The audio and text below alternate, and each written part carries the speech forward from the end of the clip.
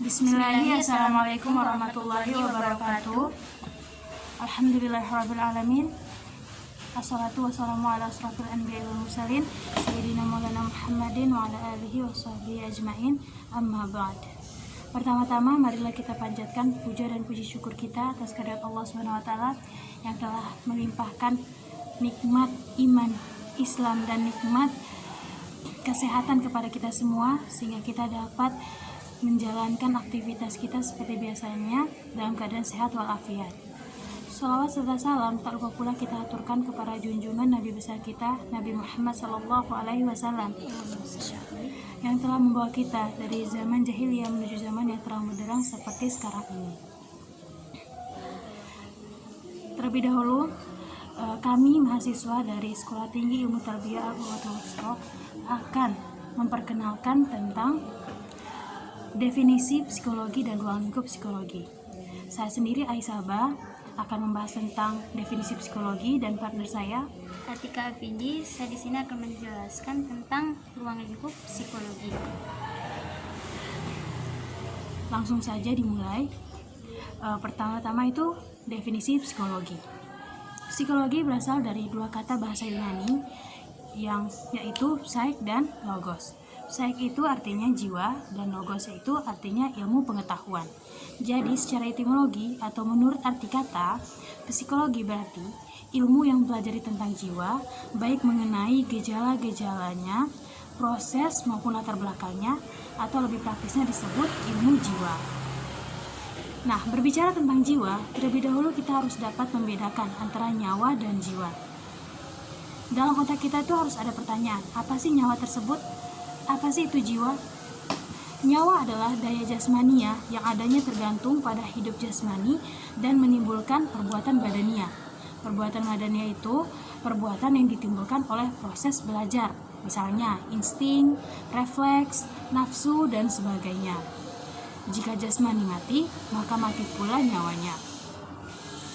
Sedangkan jiwa sendiri adalah daya hidup rohania yang bersifat abstrak, yang menjadi penggerak dan pengatur bagi segenap perbuatan pribadi atau personal behavior dari hewan tingkat tinggi dan manusia. Perbuatan pribadi ialah perbuatan sebagai hasil proses belajar yang dimungkinkan oleh keadaan jasmani, rohania, sosial, dan lingkungan. Nah, adapun definisi psikologi yang dirumuskan oleh para ahli, di antaranya yang pertama, Dr. Singgih Dirga Gunarsa. Beliau menjelaskan tentang psikologi adalah ilmu yang mempelajari tingkah laku manusia. Dan yang kedua, Plato dan Aristoteles.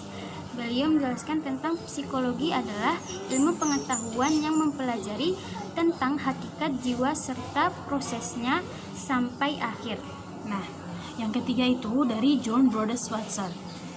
Beliau menyatakan psikologi adalah ilmu pengetahuan yang mempelajari tingkah laku lahiriah dengan menggunakan metode observasi atau metode penelitian yang objektif terhadap perangsangan jiwa dan jawaban atau respon.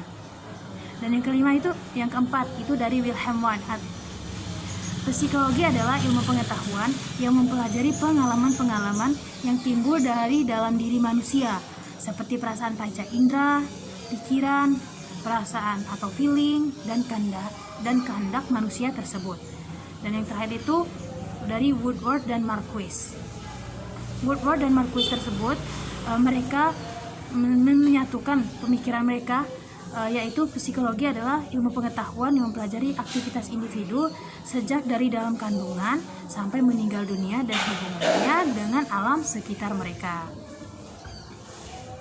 Nah, sebelum masuk ke ruang lingkup psikologi, dapat kita simpulkan semuanya bahwa psikologi itu adalah ilmu pengetahuan yang mempelajari semua tingkah laku dan perbuatan individu, dalam mana individu tersebut tidak dapat dilepaskan dari lingkungannya. Nah, sekarang tentang ruang lingkup psikologi. Berdasarkan objek yang dipelajari, ilmu psikologi dapat dibedakan menjadi dua. Yang pertama, psikologi umum, yang kedua, psikologi khusus. Yang pertama itu psikologi umum. Psikologi umum ini sendiri yaitu psikologi yang menyelidiki dan mempelajari kegiatan atau aktivitas psikis manusia pada umumnya yang dewasa, normal, beradab atau berkultur. Psikologi umum memandang manusia seakan-akan terlepas dari manusia yang lain. Nah, yang kedua itu psikologi khusus. Psikologi khusus yaitu psikologi yang menyelidiki dan mempelajari segi-segi kekhususan dari aktivitas psikis atau jiwa manusia.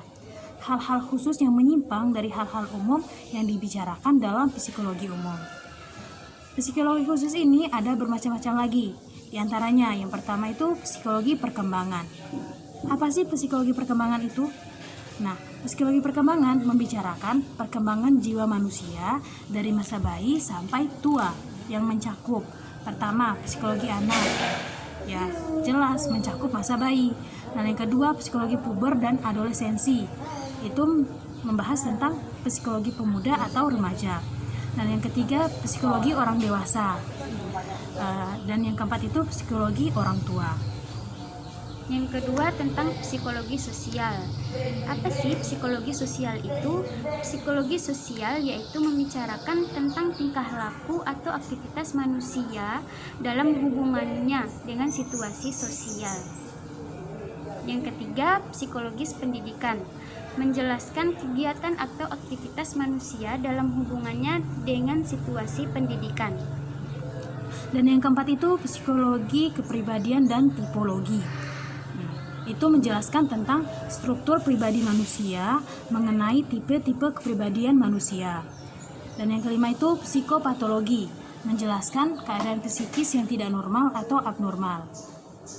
Yang keenam, psikologi kriminal, yaitu berhubungan dengan kejahatan atau kriminalitas. Yang ketujuh atau yang terakhir, psikologi perusahaan, yaitu berhubungan dengan soal-soal perusahaan. Nah, sekian yang dapat kami sampaikan sedikit mengenai definisi dan dua lingkup psikologi. Kurang dan lebihnya kami mohon maaf. Semoga bermanfaat untuk kita semua. Ihdinas siratal mustaqim. Wabillahi taufiq wal hidayah. Wassalamualaikum warahmatullahi wabarakatuh.